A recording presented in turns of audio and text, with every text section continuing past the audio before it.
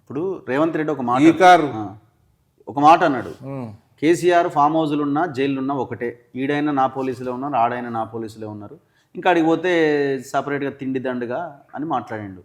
అంటే దీని ప్రకారం ఇంకా కేసులు ఏం లేనట్టేనా? అంతే కదా మరి మరి అంతే కదా. దీని ప్రకారం కేసులు ఎందుకు లేవు?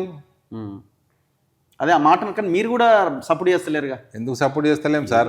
రోజు అదే ఇప్పుడు మీరు అన్న స్పీచ్ తొండల స్పీచ్ని నేను అడిగిన, నువ్వు నీకు వ్యక్తిత్వం అమ్మేసుకున్నావు అని అడిగిన ముఖ్యమంత్రిని. నిన్ను జైలు వేసిండు, నీకు రుజువులు ఉన్నాయి, నీకు నువ్వు వేసుకున్న కమిటీ రుజువులతోటి కరప్ట్ అని ఫ్యామిలీ మొత్తం కరప్షన్ చేసిందని ఇచ్చింది report.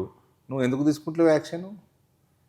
Open and shut case, ఈ కార్ కేసు ఎందుకు తీసుకుంటలేవు యాక్షన్? ఫోన్ ట్యాపింగ్ కేసు ఎందుకు తీసుకుంటలేవు యాక్షన్? నీ పోలీసు వాళ్ళే నాకు ఫోన్ చేసి మీకు ఫోన్ ట్యాప్ అయింది, నాకు తెలుసు నా ఫోన్ ట్యాప్ అయిందని, యాపిల్ సంస్థ ఎప్పుడో చెప్పింది, ట్యాప్ అయింది వచ్చి మాకు ఇది ఇవ్వండి, వాంగ్మూలాలు ఇవ్వండి, మీ సెక్రటరీలు అయినాయి వాంగ్మూలాలు ఇవ్వండి అని మీ పోలీసు వాళ్ళైనా మాకు ఫోన్ చేసి నువ్వు యాక్షన్ తీసుకుంటలేవు.